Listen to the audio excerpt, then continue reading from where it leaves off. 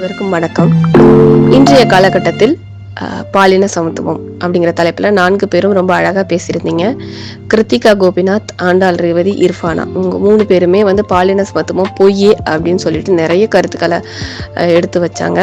கற்பகம் கொஞ்சம் நேர்மறையாக பேசினாங்க. பாட்டி, அம்மா அவங்க காலகட்டத்தை கம்பேர் பண்ணும்போது இப்போ நிறைய சட்டங்களும் பெண்கள் நிறைய சாதிக்கிறாங்க, அவங்களுக்கான இடஒதுக்கீடு நிறைய வந்திருக்கு அப்படின்னு சொல்லி பேசியிருந்தாங்க. வாழ்த்துக்கள் தோழிகளே. சிறந்த பேச்சாளர் அப்படின்னு வரும்போது இந்த ஒரு தோழி மட்டும் இன்றைய காலகட்டத்துக்கு ஏற்ற மாதிரி ரொம்ப அழகா பேசியிருந்தாங்க. நிறைய கருத்துக்களை சொன்னாங்க. அதுல இப்போ குறிப்பா சொல்லணும் அப்படின்னா, சிறு வயதிலேயே இந்த குழந்தைங்களுக்கு நிறங்கள் மூலியமாக நம்ம ஒரு பிரிவினையை கொண்டு வந்துடுறோம்.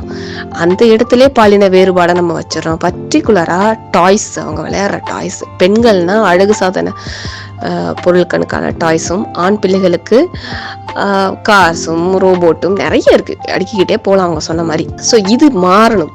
அந்த மாற்றத்துக்கான வழியை நம்ம கொண்டு வரணும் அப்படின்னு ரொம்ப அழகா சொன்னீங்க தோழி இர்ஃபானா. வாழ்த்துக்கள். நீங்க தான் இன்றைய காலகட்டத்தில் பாலின சமத்துவம் அப்படிங்கிறதுக்கான இன்றைய பேச்சு போட்டி தலைப்பின் சிறந்த பேச்சாளர்.